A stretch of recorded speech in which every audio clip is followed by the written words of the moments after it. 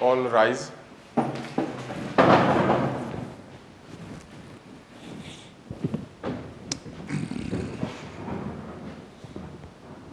You may be seated. Thank you, Honorable Judge.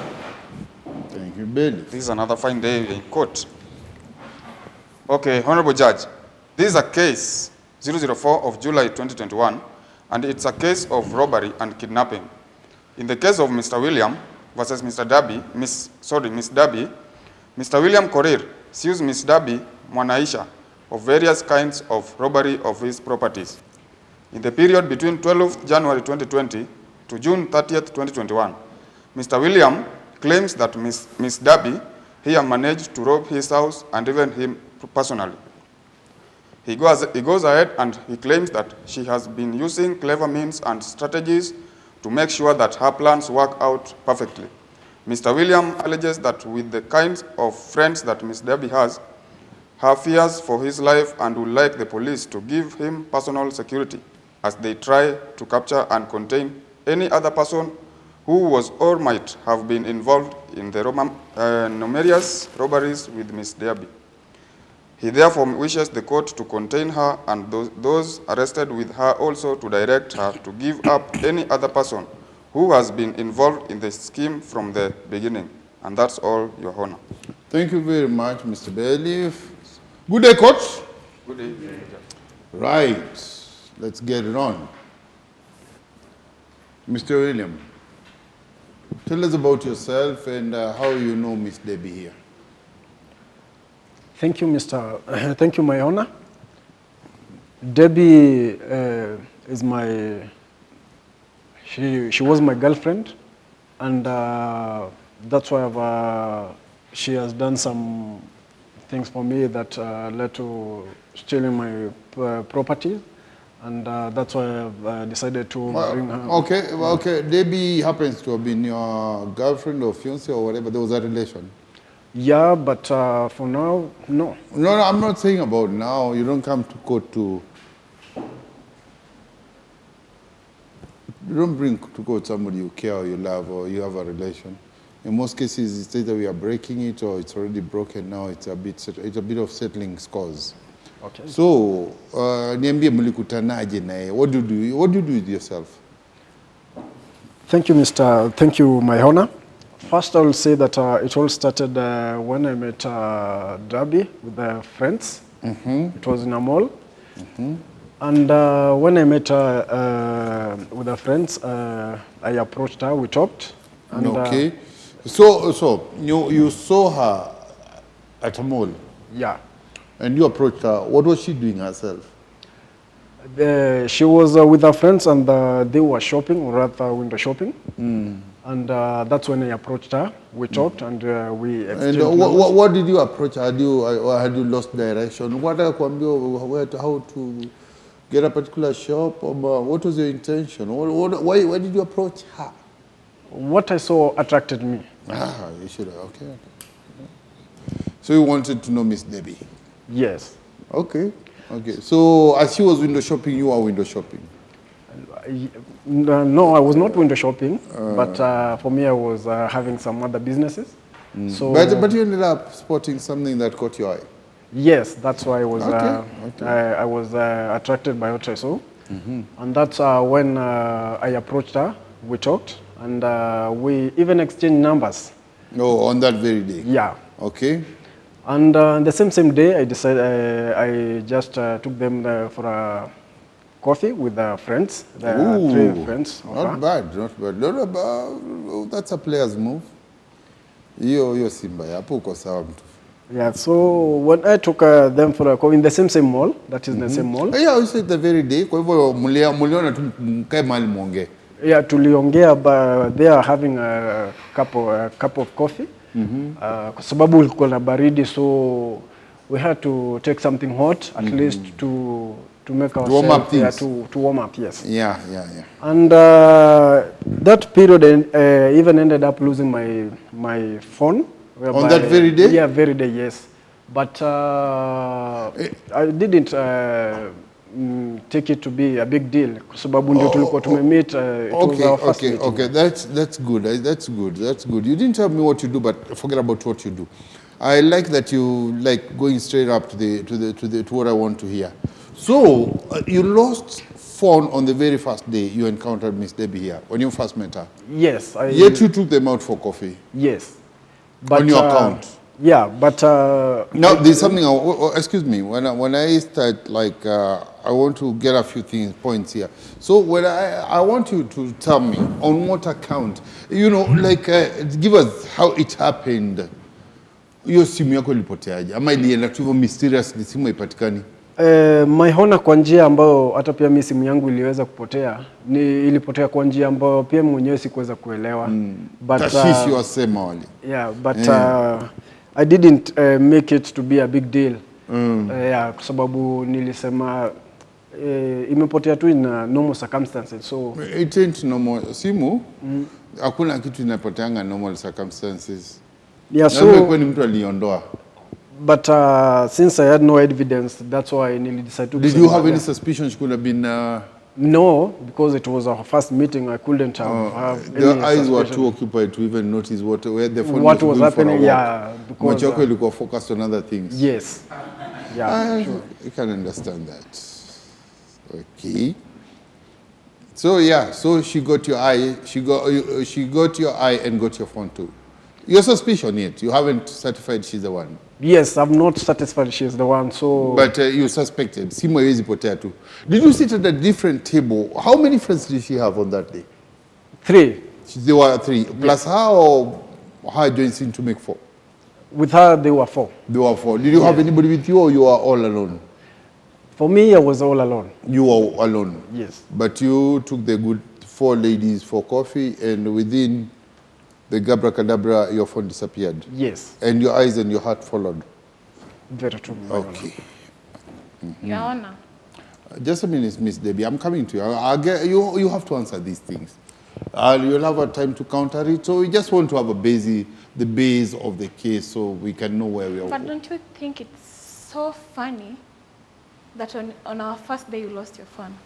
That's why I'm also thinking it's so funny that somebody steps up to be a gentleman to buy you coffee and you give his phone some feet to walk away. I mean, okay, fair enough. I'm still trying to think the magic you did with the phone. Oh, simu kuipatia miguu ikatembea. Mimi sikuchukua simu yake. Mimi sikusema umechukua. Pengine ulipatiwa miguu ikatembea kaenda. Tajua tu, tajua. Kwa muda tunaanza bado mapema, sio? Okay. Wasema ndio nini amka andika mkoko? Wasemaje? Sijui Kiswahili. Haya mimi tu si Mombasani hali sijui vizuri. Yes, sir. Mr. Goril, so on your first day you meet Miss Debbie, you bought them coffee and your phone went down with the coffee. Somebody should have swallowed this as a capsule, who knows? But, excuse me. So, that is your first day meeting her? Yes, my Honor. And so your phone, you lost your phone on mysterious circumstances because you can't remember how it happened, just your phone disappeared. Had she given you her number already, or how give us keep telling us, we want to know this. Yeah, so after engaging with her and approaching her, and when we were having the coffee, yes, that's when now she gave me her number. And even after when the phone disappeared, or my number, namba alikuwa bado ameshanipatia, lakini simu nayo kupotea, namba bado alikuwa ameniandikia kwa kijikaratasi. Okay. So kwa hivyo baada ya simu ile kupotea, juu mimi sikushughulika, nilisema tu ni sawa, nikasimu. Of course, a gentleman and being a player, I mean, it's easy, I'm good with that. It's easy, I get another. Ilikuwa phone ina gani kukuuliza tu? It was an iPhone. Oh, okay. What series? It was iPhone 7. Okay. Estimated worthiness or cost? It was around 50,000. 50,000? Yeah. That is in Kenya shillings? Yes. Okay. Naweza kuko na ile ya Sharimons $50,000. Defeat kujua tu. Yako ilikuwa in Kenya shillings 50,000 worth of phone ikapotea first day. But since you are already hooked, you asked for another day, a date. I didn't immediately ask for another date. First, I had to get another phone so that at least we can keep on communicating with Debbie. Okay. How long did you take before you met again? It took us 3 weeks to meet again. Okay, but you were chatting. Yes, we were chatting because after losing the first phone, I went and had another phone. And since I had a number, alikuwa ameniandikia kwa kijikaratasi ndio tuliendelea kuzungumza. And then we kept on going for several outs. Oh, mulienda tena out eh? Yeah, tulienda kunywa kahawa, juice pale. Yeah, so mazungumzo tu ikaendelea kunoga pole pole. Mkiendelea kuelewana. Okay. Miss Debbie, would you have known anything about the lost phone on the first day? No. Where will they even? No, I did ask. I just said no, and you have no idea, and that's what I will write here in my report. I have no idea. You have no idea what happened or how the phone would have got. Oh, okay. So up to now, there, Miss Debbie doesn't know anything, and Mr. Cornelius says his phone disappeared mysteriously. So, Mr. Cornelius, and that was the start of many problems, as you have said in your affidavit. Yes. So tell us now, walk us through your time with Miss Debbie so she can also get to answer what. So during that time after we met, that's after the 3 weeks after meeting again, I asked her if she can visit me, of which alikubali na kanitembelea. That is at your place? Yes, at my place. Yes. Alikubali na kanitembelea, nami nikamkaribisha. We had some drinks, we have dinner and then some drinks. And then ilikuwa hapo ni kwako tu bado? Bado ni kwangu tu, tumetulia, hatuna haraka kwa sababu amenitembelea, ni mgeni wangu, lazima nimkaribishe. Nakuelewa. Ya, hatuna haraka. Kwa hivyo tulikuwa tumetulia tu hapo. Ilikuwa mwendo wa saa 4 and then kidogo kidogo mlango ukabishwa. Mimi ile saa 4 usiku hiyo. Saa 4 tu usiku. Okay. Nikaacha Debbie ameketi, mimi nikaenda kufungua mlango.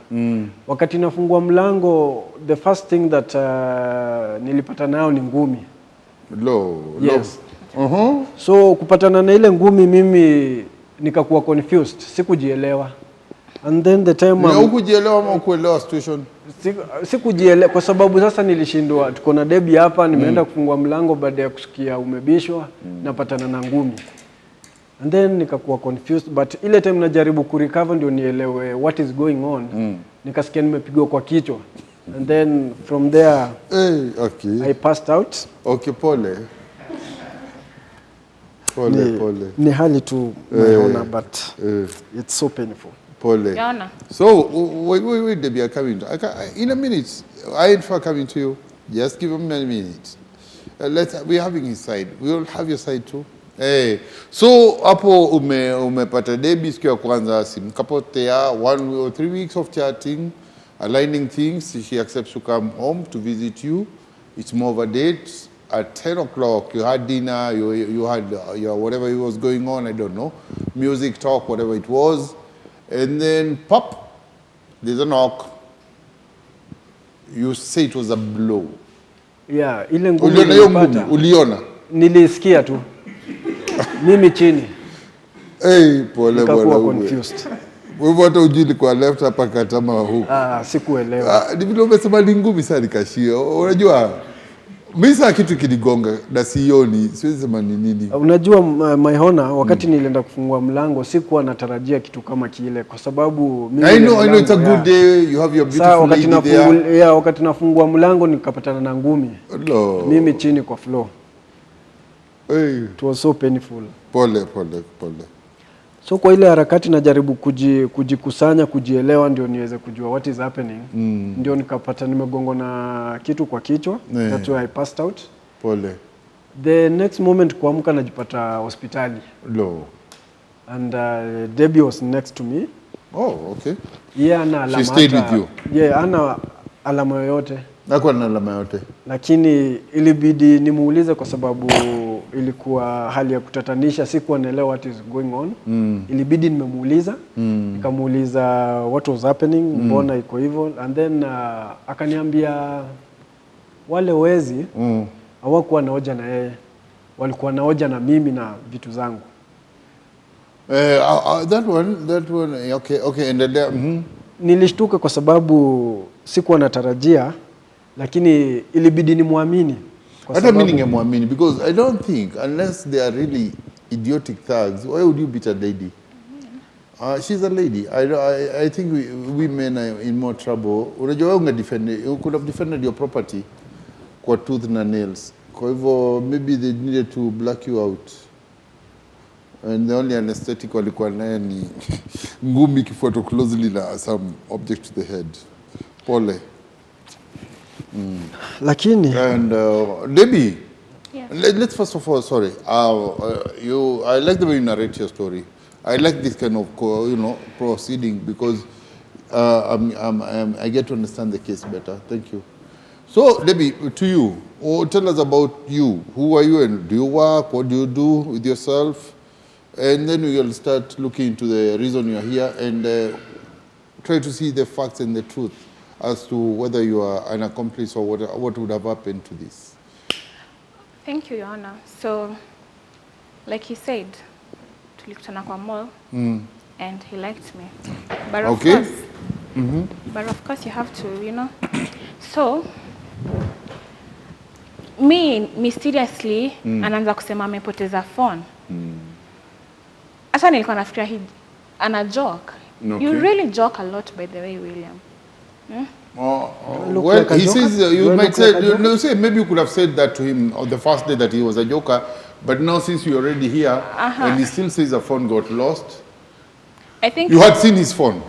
I didn't even see his phone. So I just turned on a skate, it How, was an how, how would iPhone. you not have seen his phone No. and you had given him his number? Nilimwandikia namba kwa karatasi. Okay. Yaona. Na wewe kweli uliandikia namba na bado ukarudi wait. That's interesting. In a minute I get back to you. But I just something crossed my mind. Mr. Koril, Yes, my honor. had Debbie given you her number? Aliniandikia kwa jikaratasi. Ngoja. my honor. Ndio nakuuliza. Kwa hivyo kabla uombe namba uliwaofa kahawa. Ile kumapproach tukaendelea kuzungumza pale. Ukaona mnasimama mwende mkaketi. Ndio tukaenda kuhave. Kwa hivyo simu ikipotea kwa amekupa namba. Alikuwa ameniandikia kwa jikaratasi. Ngoja. Simu ikipotea au kwa amekupatia namba? Alikuwa amenipatia namba.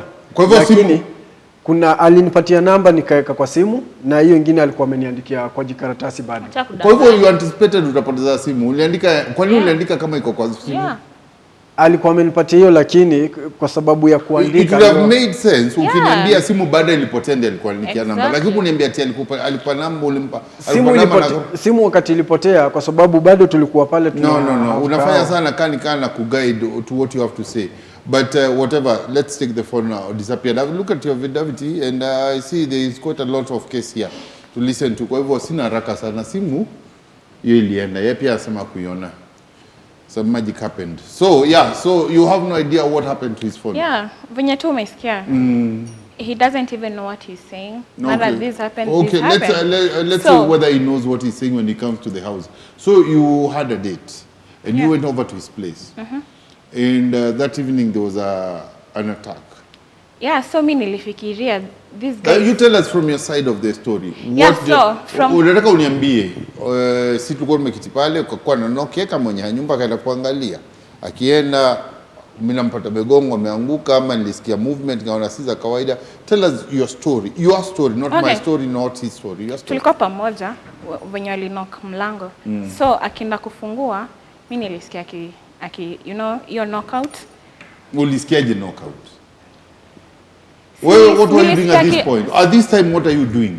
When nilisikia akishout, Ali shout, Miss Debbie, unanipoteza kidogo. Madam, unanipoteza kidogo. point of correction, Yes. it's Mrs. Darby. Mrs. Yeah. Oh, you married? Yes. To him, of course. Oh, you people married? Married? He's even surprised. Yes. I'm married. No. Mr. Koril. So, if I thought it's a Mrs., so you're Mrs. Koril? Mr. Koril, what's going on here? You don't know you're married? This is interesting. My honor, Yeah? never. It can never happen even in my worst nightmare. Really? Kama ni yeye amebaki wa kuolewa, afadhali mankind amekuwa extinct sababu haitakuwa nikufe peke yangu. I cannot be married. Hauwezi kufa peke yako sababu kama ni yeye amebaki mtakufa. Hapana, afadhali kukufa peke yangu. I cannot get married to her. Really? Yes. Yeah, well. Wait, Mr. Goril, don't take such a strong stand because I understand you approached at the mall with intentions. So I don't know how far your intentions were meant to go, but you approached her with intentions. So usimkashifu ni kama yani she's such a big mistake. Yeah. She got something. She got your eye somehow. My honor. Can I help you somewhere? It's not my honor, it's your honor. Your honor. Yes, sorry, your honor. Yes, it doesn't matter. This language is foreign. Your honor, huyu mwanamke ana kichaa. No, see point. Please. You see, I even haven't used the gravel. Please. No, tusianze kutumia lugha. Oh. Anani point mbona? Goja. Tafadhali. Hey. Hii koti tumekuwa na midhamu, mimi naona tunaendelea vizuri na tunaendelea tunaendelea vizuri. Tafadhali tusianze kutumia lugha chafu ama kukosana heshima. Tafadhali we're getting there's a smooth flow and I like that because we are here to find the base and the you know the rightful judgment. Kwa hivyo majina kuitana siandikangi hapa kichana nini. I don't do that. Na nikiandika it will work against you. So usitake niandike. Yes. Tuambie story yetu our side from a good side. You are as surprised as I am that she's your wife. Hiyo story ya kuwa married to me. I even don't know. I'm not aware. Una habari vizuri. Sina habari kabisa. Okay. Wewe sasa hapo tutakuja tu. Akwa mlioona mtatuambia. Lakini kwa sasa Miss Debbie. Mrs. I'll just call you Miss. Let me call you Miss because the rejection level iko high sana. Umekataliwa. Na akiwa bado ni Mrs. Divorce kana kuja. Mtakuja tu hapa tutawasaidia kusettle this. Anyway, getting back to what brought us here, or what we have in hand. Miss Debbie, we were talking about the incident of the night. Yeah. So you had sounds. Tell us what you're doing. Were you cooking? What are you doing? Were you dancing? What are you doing? We were watching. You were watching? Yeah. Okay. Na nikasikia amegongwa. Ulijuaje amegongwa? Si nilisikia kishout. Aligongwa kwa shout. Yeah, na from the story mimi nasikia anapenda wanawake, si mimi peke yangu. Ngoja sasa story ya kusikia tutaki. Si tuko naongea juu yako. Uko pale. Tafadhali Miss Debbie usichanganishe mchanga na sukari. Acha kwanza tukunywe chai. Tuko hapa kwanza kujua uko pale kwa hiyo nyumba. Wewe unajua anapenda wanawake ama anapenda nini? Wewe sasa unieleze mimi niko pale. This happened. Mpaka mfike hapo kwa hospitali. Nataka tuende tumekubaliana ama gaflika. Do you understand what I'm saying? Yeah. I want to see how far we get into agreement and what we differ. So now, he says, he told his account and his account very well. He comes to the door, there was a knock, he opens the door, poop, he's hit, he thinks it's a blow. He says it was a blow. Yeah. For me, if I couldn't say it is a blow because I would have ducked or something, but he says he was hit by a blow. Then he says before long, he kind of got kind of conscious again, and then he's hit again with something on the head, and the next minute he finds himself in hospital. I want you to tell us, there was a knock. Tell us. Yeah, so venye waligonga mlango, he went, opened the door. Mi kidogo nasikia akiscream. Kwenda kuangalia amelala chini. So I had to call an Uber, nimpeleke to the nearest hospital. Hey, like a good girlfriend. Umeruka hiyo story. Miss Debbie, you are under oath and you are here as a defendant. You already been sued and accused of some allegation. Vile unahepa hii story, it won't help you. Unafaa tupatie details zile zitakusaidia. Because ukisema tu tushafika kwa Uber, tushafika hospitali, ungesema watu wakaingia walikuwa 5. Mmoja kaniwekelea panga, kaniambia niketi, ama kaniambia unajua tuambie, were you slapped? What did they tell you? What happened from the knock? Mimi sijui, nilikuja hapo yeye amelala. Wewe pia ulikuwa mlikuwa shamba nao vijana. Walikuwa ngapi? Walikuwa 3. Mimi siwajui, lakini mimi nilisikia akisema tunakurudia na wachane na mabibi za watu. Okay. Na anapenda kutumia pesa zake pia kwa wanawake. Ni zake. So inaweza kwa Asiyetumia zako kwa wanawake. Lakini hebu ngoja order. Wewe umesema vizuri, anapenda kutumia pesa zake kwa wanawake. Lakini kama hajaitumia zako. Okay, I mean, but hebu sikia from my side. Ashaitumia zako? Iwaona. Okay. Ngoja Miss Debbie. Miss Debbie umesema anapenda kutumia pesa zake kwa wanawake. Kama vile alitumia kununulia kahawa. Hauko na chungu. Mbona una mbaya dada kwa kununulia kahawa? See, he's my husband. Hapo tutafika. Kwa sasa tukubali tu. It's our money. Order. Kwa sasa tukubali anapenda kutumia pesa zake. Mimi sina shida, hajatumia zangu. Lakini what if wenye walimpiga ni mabwana za wenye ana spend? What about if your guess is wrong? Okay. Because I've read this and I know what's coming up next. Nimesoma. Okay. So, when you file your case, or whatever you file as affidavit is to give the judge a heads. Okay? So he can know what is gonna be, what is working, and whether you will align yourself with what you saw. Ile tumeapa ndivyo utashikanisha kesi yako, okay? Yeah. Ama karatasi, we don't sell meat. Aiwangi imeletwa tufunge nyama naye. Kwa hivyo iko la purpose. Okay, so wewe umefikiria to your defense unasema anapenda wanawake, you suspect it could be ni okay. Jamini nilikuja. Okay, that was incident number 2. There's a phone lost. There's this now we're getting violent. There was a breaking, or there was some violence used for now getting back to you. Yes, Your Honor.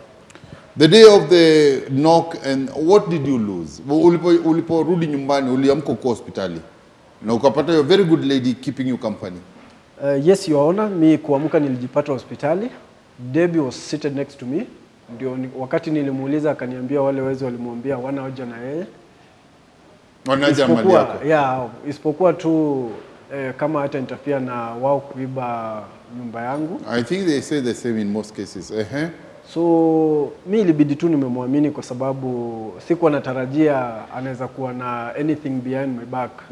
So ile tu kumwamini. And then I had to apologize to her kwa sababu what she passed through while the trauma of such a thing going on. And when you get back home, what have you lost? Wala hizo walibeba nini? They had walikuwa wamebeba kila kitu. Kila kitu ni nini? Yes, my TV, everything that I had, and the money that I had. Sasa everything ni nini? Unajua like I can say kama 5 items. TV imeenda, fridge ilienda? TV ilikuwa imechukuliwa. And then my seats, that is sofa zilienda. These are people who have a little time in their hand and they have a way of getting away with it, transport like.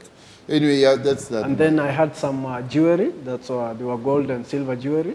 Wakabeba pia. Na watches. Yeah, and then kuna pia computer. Some colognes, new colognes zilikuwa pale wakabeba pia. Okay. Designer. So yeah, designer perfumes. Okay. So walibeba. You lost a few things. I lost even my one. There was a shoes that I lost. A shoe. Iliniuma sana. Pole. Yeah, so. Lakini hata hivyo ukutembea mguu kavu, sio ukutembea mguu chuma. Ni moja tu ilikuuma juu ilikuwa okay. Yeah, it was. I understand. It was nice shoes and. So walikubeba vitu kadhaa. Estimated value? Najua when you go to report to the police, you have to say what it was when I can remember very well. It was around 460,000 Kenya shillings. Wow, close to $500,000 worth of house items and stuff. Okay. Yeah, and after that, that's after 2 weeks. Tulikuwa tumetoka club tukiwa na Debbie. Goja. So how long did you stay in the hospital? I stayed there just for 3 days. And I Okay. took care of you. And I she was took by care your of side. him. She was by Yes. your side all She was through. by my side, Why but you're meeting that? ni kwa njia ya kutatanisha sana yuaona. But ni sawa, alikuwa hapo lakini unajua. Tumekubali tu, tukubali tu. Wacha itatisha lakini alikuwa by your side. So after like 2 weeks, Yes. tulikuwa bado na Debbie, tumetoka klabu. Okay. Kujienjoy, let to have some drink and some chat. Najua huko amwendi kuhubiri, huko mnaenda kukunywa drinks na kujienjoy. On our way going home, and then just a corner ndio ufike kwa nyumba yangu. I was ambushed by robbers. Were you walking or were you driving? I was driving. You were driving? Yes. You were ambushed? Yes, I was ambushed by robbers. Were they in a motor vehicle? What was their approach? They Waliweka mawe kwa barabara. How did they get to you on a drive? okay, for me, because where it was just there was a corner next to ndio niweze kufika kwa nyumba yangu. So around that corner ndio I was ambushed there. Kama walikuwa Bado swali yako hujajibu. walikuwa Mr. Coril. Yes, you are on. Were you walking? Were you driving? I was driving. Oh, you were driving? Yes. Okay. And how did they reach you? Walikuwa wamejificha hapo kwa sababu kuna there is a fence there. There is a fence, kuna kichaka hapo walikuwa wamejificha. And then there is a corner. So kwa hiyo corner nikijaribu kupiga, you slow down. So as I was slowing down, ndio niweze kukaribia hiyo corner vizuri niweze kuingia nyumbani. Yes. That's where they ambushed me. Walipiga gari na gari ikabondeka. Walipiga gari. Walikuwa na rungu, na marungu, yes. Wakachapa gari yako. Wakapiga gari. Naam. Na hizo rungu ikabondeka. Okay. And there again wakaiba vitu zenye nilikuwa nazo na pesa zenye nilikuwa nazo kwa gari. Bwana Coril, unatupeleka vizuri alafu kidogo unatoka kwa meda huko, unatoka kuongea vizuri. Excuse me. So, Mr. Coril, you're driving home with Debbie, you've had your drinks, people pop from the bush, as you say. Yes. They start banging your car. Yes, na rungu. What stops you? Why did you speed off? Okay, the reason why I stopped is that there is one of them, because walikuwa wamevaa hoods, walikuwa wamejifunika kabisa, but mmoja aliweza kupiga dirisha ya mahali mimi nilikuwa. Oh. So with that and then nika lose control.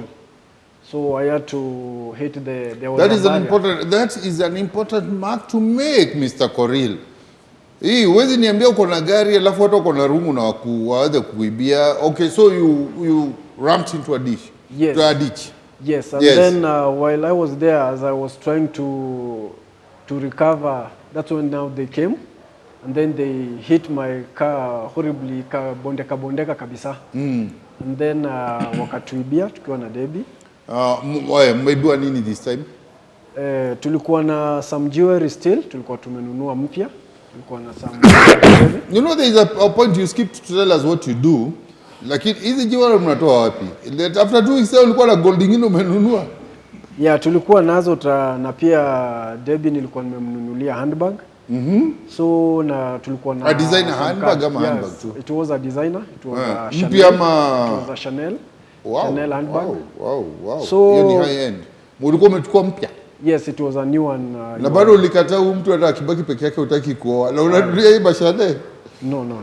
Bibi yangu asisikie bwana. Sikumbuki ya mwisho nikinunua hizo. So in that process wakachukua hadi pesa zetu tulikuwa nazo. How much did you have? It was around 200,000. Mr. Coril, mnaenda kunywa kwa neighborhood na 200,000? The 200,000 was meant for business. Na umeenda nazo kwa bank? Yeah, tulikuwa tumetoka hasa klabu tukapitia bank. Mr. Coril, Mr. Coril, kesi yako unapeleka vizuri tena unataka kuharibu. Sasa I'm seeing you've told such a good story, but kuniambia mmetoka kwa club, mnaingia, kwani ilikuwa saa ngapi ya mchana? Ama usiku? It was not very late kwa sababu kama naweza kumbuka vizuri ilikuwa around saa 3 ya usiku. Yes, tukapitia kwa ATM That's why nili withdraw some cash because nilikuwa na cash ingine already. Okay. Kwa sababu sikutumia yote kwa klabu. So ndio ulikuwa na kama ngapi?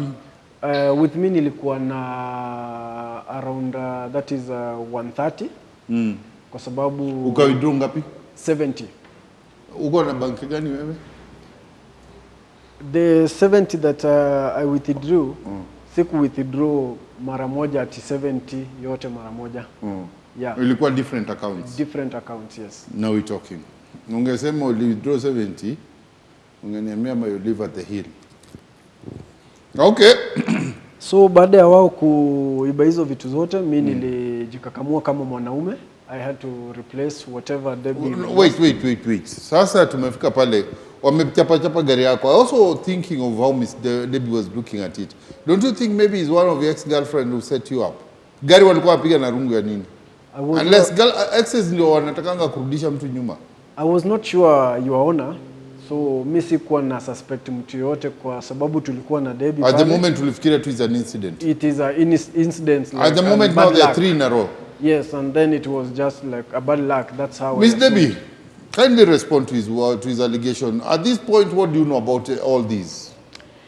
Mimi nafikiria labda tu anatafuta na mavitu kwa from nyumbani kwa sababu hii si kitu normal. It's not a normal thing. Kuko attacked every time. Or the universe is telling us something. Right? I'm also thinking it's telling us something. Yeah. Yeah. Juu sasa mimi nashanga every time tukiwa night tunako attacked. Mimi nafikiri wewe ndio utatuambia where this thing is coming from. Mimi I don't know. Sasa sijui mbona ananiita mwizi. But wait. Order. Okay. Mr. Coril, please, tumesema tumeendelea vizuri hata Miss Debbie, I'm very impressed. Una mambo mingi, you just respond when necessary and that's beautiful. So you talk about this part. So you see up to now you know nothing. I don't know anything. Ama he stage playing all this. Are you stage managing? Is it vitu unasema unajua? Wait. Mimi sasa mimi nashanga what is happening. Goja. So bag ulikuwa mnunulia handbag ya design? Yes, Your Honor. Was it just a gift? What was the reason of giving her these? Was it just a gift her birthday? What was the reason? Your Honor, for me kumnunulia bag ya designer hiyo ni kama it was a form of appreciation tangu tujuane na yeye. Na Goja, appreciation ya kujua mtu less than 3 months na within this time umemagiwa more than 3 times. Ndio, lakini unajua Your Honor, since I was at the moment no suspicion yet. Yes, I've not suspected anything yet. Na unajua tena nilimuapproach by myself na nilikuwa attracted to her, so lazima ningeweza kumfurahisha pia. Trying to impress. Yes, na I know that player's code. Na pia sikuwa namsuspect in any way, so nilikuwa nafanya everything possible so that at least nione tunaweza kusonga mbele pamoja. Okay. So, ulisema uwezi taka kumuoa. Is it that you changed your mind as you come to realize that maybe she has anything to do with your predicaments? Why? Because vile umeruka your story of marriage. Yes, Your Honor. It is that I came to realize that she was beyond all that. She was masterminding all that. So that's what made me change my mind. Your Honor, allow me to speak. Please do. Ananikataa kwa sababu niko na ball yake. I have his child. You're carrying his child? Yes. Na ndo maana hataki. In fact, after nimemwambia, alienda kanitia mapolisi. Hizi stories zote zinasikia hapa. Ulipata ball na bila ruhusa yake. Polisi waliingiliaje story ya kupata ball? Okay. After nilimwambia niko na ball, a week later, amenitia mapolisi. Kama tu mtu normal lebu niambie, si ni mtu tu anatry kuruka ball ama anaruka ball na tunajua. Wacha tuonema tutaruka naye, wacha tuniletaenda. Tuko hapa kujua hiyo yote Miss Debbie, usijali. So have you proposed to her? Okay, I get the answer. Hiyo kutafuna hiyo ulimi nimeniambia mambo mingi tu kidogo. So you people, how long have you been going out? Your Honor, we have been going out several times. Not several times. Over How long? How in terms almost of, 1 year. Almost 1 year. Yes. So it's a kind of a relation and a Yeah. stable one, if I may think. And I've built this man. I've invested in him. Really? Yes. Explain. So as if usifikiri utaniacha. Explain. Wachana ya. For instance, kule mtawachana. okay. For instance, venye alipigwa. Niliketi naye for 6 hours And that was in the hospital. Hapo ulimjenga. Eh. Nani anaweza fanya hivyo? Belief hivyo ndio watu hujengana. Kama si your dear wife. Ulimjenga in the role of a wife. You stood in I for mean, yes. Okay. So, asifikiri anaweza niacha. I'm here to stay. Where? For better, for worse. Wait, order. Maybe I misunderstood that. We are here to stay? I'm here to stay. Where? Kwake. That's what I'm wondering. No. In his house. life? In his life. Oh, okay. He's going to provide for our kid. Okay, hey, you scared me that you are here Period. to stay. Okay. He's just playing a victim. Ataki kulea mtoto. And I won't allow it, by the way. You don't think you Let me victimized just him give in a way the or another? spoiler. Meaning, I'm here to stay. Hey. You need to prepare that. Okay, Miss Debbie, enough. You're here to stay. Oh, Debbie, you're in his life to stay, not here to stay. Okay, I'm in his life. Okay. If you tell the court you're here to stay, we don't like people staying here. That's whether we put you inside here or we let you go home. I'm sorry. We always want new faces here. I'm sorry. Si mlisema judiciary inajivuta. So kwa hivyo lazima tujaribu kupata kuona new faces, new cases. So, Ms. Debbie, you said that you're married to Mr. Coril. Yeah. Married? Wait, please, Mr. Coril. When I ask things, it's because I want to know them from my side. I want to hear from her. Explain to this court why you say. Is it the pregnancy that makes you think you're married to him? Or what? Do you have any legal papers to certify that? Let me ask you something. Do you have any legal papers to that? Can I ask you something? No, I'm asking. Okay, let me There's tell only one kahuna in this place, and Sawa that's me. basi. Tell me, do you have any legal document? Okay, let me explain something. Do you have any legal document? No, but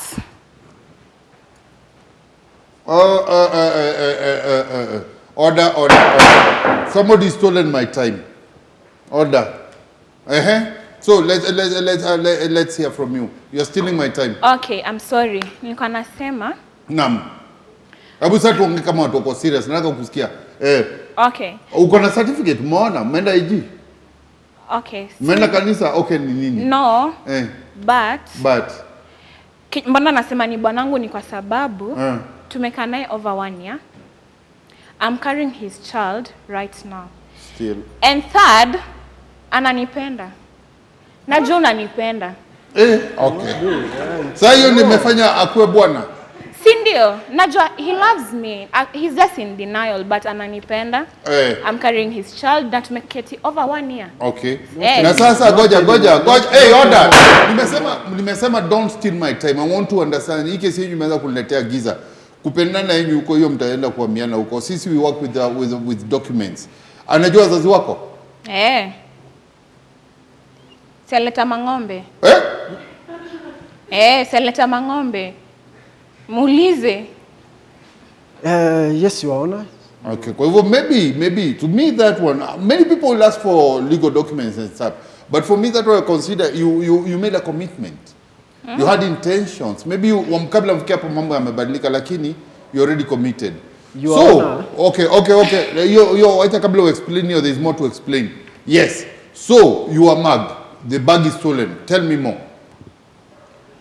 So Your Honor, after kuibiwa hiyo yote and then nikajikakamua kama mwanaume ku replace everything yenye alipoteza. Yes.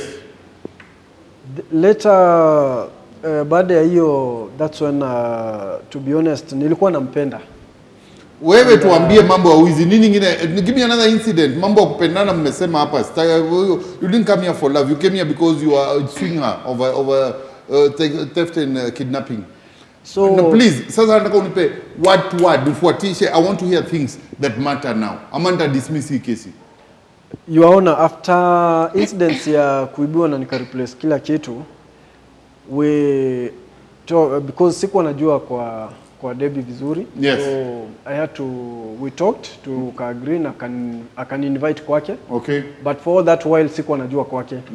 But wakati sasa alikubali na unajua ukaenda kwake. Ulienda ama ukwenda? Nilienda kwake. Okay, alafu kwenda kwake ndo nilipata ile bag yenye ilikuwa imeibiwa ile ya Chanel. What? Nikapata na What about if she liked it and she bought another one like that?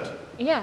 Yeah, the reason why I'm saying that is that wakati kwa sababu alikuwa ametoka nje kuniangalia kuniletea soda, wakati alirudi nilimuuliza, lakini nilikuwa najua ile bag yake ilikuwa imepotea. Ilikuwa na scratch. Oh, it had a mark that you knew. Yes. Na ukaipata iko hapa. Nikaipata iko hapo. Wakati alirudi ndani kwa nyumba nikamuuliza alipata wapi ile bag na ilikuwa imeibiwa. Naam. Ile usiku tukiibiwa. Ndio akaniambia alinunua ile bag the same Chanel scratch mali ilikuwa imescratchiwa. Lakini nikamwambia akaona ni kama simwamini. Nikamwambia aniambie ukweli ama nite polisi. Na little did I know that during all that little time that tulikuwa tunaongea alikuwa already ashapigia marafiki wenzake simu na walikuwa wanakuja. Kwa hivyo mi bado nikiwa pale ndio nikaamka kwenda kufungua mlango. Tena. Kwenda kufungua mlango nikapigwa tena and then nikapoteza fahamu. Wewe ni customer. Kupoteza fahamu yuaona hapo ndio sasa wakati najisikia kupata wanaume. Hapana, this time round haiko hospitali, nilikuwa hapo kwa nyumba, nikapata nimefungwa hapo. Na nikapata kwa nyumba ya Debbie sasa. Kwa nyumba ya Debbie sasa. Debbie hajafungwa. Hajafungwa. Wanaume wawili wamesimama hapo. Ukiwaangalia hata niliwaangalia nikatetemeka. Hilo alikuwa So Debbie naye pia alikuwa amesimama kando yao. Ako nao tu hapo. Wanaongea nao. Debbie akaniambia kama ningekuwa mjanja ningeachana na hiyo maneno. Na wakaniambia watanitocha for 3 days ndio niweze kusahau. Wakakupatia schedule ya torture? Yes, wakaniambia watanitocha for 3 days ndio niweze kusahau kila kitu. Walinipiga nikasalimu amri. Wewe sasa kwa wakati unahesabu masaa za kuchapo unasema 1 day gone, 2 to go. Yes, so walinipiga alafu hakuna chakula wala maji. Kitu yenye nilikuwa napatiwa ni uji peke yake. Na uji yenyewe hata ilikuwa na sukari.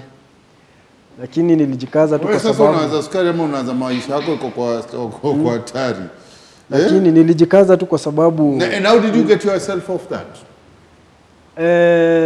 Ilifika mahali Debbie akaniambia Debbie Z wakati alikuja akaniambia ati nikitaka wani release niwaandikie cheki ya 10 million. Why would she pick up a figure like that? Are you worth of that? Okay, Debbie ni mtu mwenye ananijua. Ananijua vizuri ama business person. And alikuwa anajua akiniambia that amount sitakosa. Alikuwa na uhakika na chenye alikuwa anasema. Kwa hivyo wakati aliniambia 10 million mimi nilimwambia that's a lot of money. Na hiyo cheki kuiandika ndio nitaiandika lakini they cannot cash it in without your confirmation. Yes, kwa sababu I'm the owner of the account. Yes. So nikamwambia the best thing to do ni anipatie simu yangu, my official line, so that I will make the call, inform the manager, they are aware, so that at least the check they will confirm. Debbie naye kwa sababu ya hiyo ushenzi yake na hiyo ujinga yake, tulisema tusitumie lugha ambayo endelea story yako. Akakubali akanipatia simu. Wale wanaume wawili nao wakawa wametoka nje. Mimi nami badala ya kupigia manager nilipigia polisi simu. Nikawapigia simu na nikawaambia wafuate location ya simu yangu. Picha ya Debbie ilikuwa kwa screen ya simu yangu. Nika screenshot nikawatumia pia. And then Debbie kuona hivyo alitoroka. Kuna kitu alikuwa ananitishatisha nayo pia akaisahau hapo kwa sababu ya ile uoga akatoroka mbio. Polisi kuja wakaichukua kama evidence. Ndio yuaona. Okay, Debbie, your response to this? Yaona. Mimi nimechoka sana William akiniita mimi mwizi. Honestly, it's not fair. Napenda huyu mwanaume. Wewe ni mwizi. Nakupenda. Miss Okay. Debbie, order. You see, Miss Debbie, that's where you lose it. Instead, I've given you a chance to defend yourself, and instead of defending yourself, wakuja kuniambia vile unapenda yeye, utaendelea kumpenda. But tell me something. What? Say. Mimi sijui hata watu wenye anasema walikuja kwangu kwa kumchapa. Unajua tu unampenda. That's where you went wrong. Instead of stealing his heart and his eyes, you went stealing his property. I've looked at the evidence. I've looked at the police report. Miss Debbie, there's a lot that brings you to this court. The evidence is overwhelming. It's just beyond your denial. You can't deny this. Your fingerprints were found on the knife, and unless you are really bad jink, there's no way every day you hang out with him is a victim of some mugging and thuggery. I feel you have questions to answer, and if not questions to answer, you have some punishment to meet, because you took advantage of his liking you and his intention, good intention, and you ended up wasting him and or using him or whatever you may say you did. I find you are guilty of all said accounts, okay? And going with the police report, I think I am ready to make my judgment, okay? I won't hand hard on all the other, but the last incident is what brings this court to judgment. All the others, they are more of allegations. Nothing is evident there, and I couldn't go with that. Was it only that it was said, the incident of the first date, the phone lost, the day of the thugs, when he waked up to next to you and all that? That would have I would have let that pass. Now the day of the car and the bag, but this bag now appears again in your house. The police says the knife was found with your fingerprints, and you ran away. You were on the run after he called the police. Yet he was at your house. Okay, you should have stood in your house and met the police to explain how come. Yet you ran away.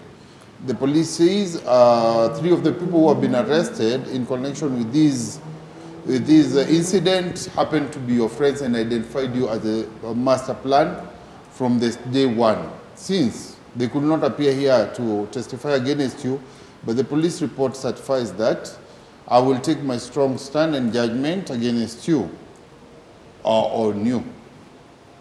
I wish to sentence you to 7 years of jail with hard labor. You will be tested by a government doctor to certify that you're expecting his child. If you're expecting a child, the time you are still carrying the child will be taken or taken care of by government doctors in the prisons, and they will decide how to handle you during your term with the pregnancy. The pregnancy, I wish you meet some hard labor.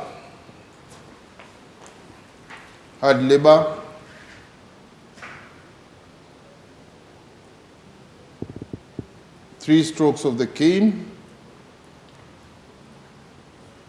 and that is the 7 years for the first incident and the one of the ramp in the car that ramped into the ditch. Then the last one, which involves kidnapping, I wish to give you another 7 years of hard labor and stroke of the cane, just of the same as above. And the last one, I wish to give you one as a bonus, iliwe funzo kwako na wengine wanajifanya kusile na kumbe wanaumiza watu bure. So you are to serve 8 years concurrently and under the terms I've given. Guilty as charged, and that is my judgment. Afandi? Yes, Mweke mali anafaa. And please, all this court is done. all rise.